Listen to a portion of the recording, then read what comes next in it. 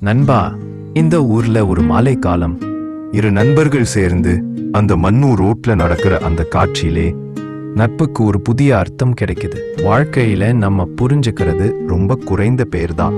ஒண்ணு நம்ம அம்மா, அவள் வீட்டின் முன் அமைதியா உட்கார்ந்துகிட்டே நம்ம பார்த்தாலே மனசுக்கு ஒரு நிம்மதி. இன்னொன்னு நம்ம நண்பன், டீ ஷாப் முன் உட்கார்ந்து சிரிச்சு ஒரு ஜோக் அடிச்சாலும் அந்த ஒரு சிரிப்புலவே நம்ம ஸ்ட்ரெஸ் பாதி போயிடும். ஆனா சில நேரம் அந்த டீ ஷாப் பெஞ்சில் நம்ம ஃப்ரெண்ட் இல்லாம ஓரமா உட்கார்ந்து இருப்போம். மனசுல ஏதோ வெயிட்.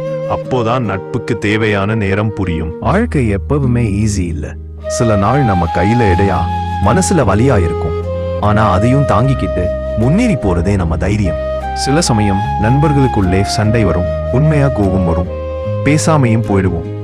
ஆனா அதுதான் ஃப்ரெண்ட்ஷிப்புக்கு ஸ்பைஸ். கிட்டத்தட்ட ஒரு வாரம் பேசாம இருந்தாலும் ஒரு ஃபோன் ரிங் ஆனா போதும், ஏடே எங்க போனா என்ன அந்த ஒரே சத்தத்துல எல்லா கோபமும் கரைந்து போயிடும்.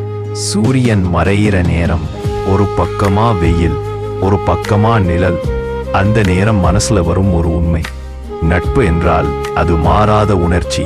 நட்பு அது போன் ஆகிறது எளிது, பாசம் குரோ ஆகிறது இயல்பு.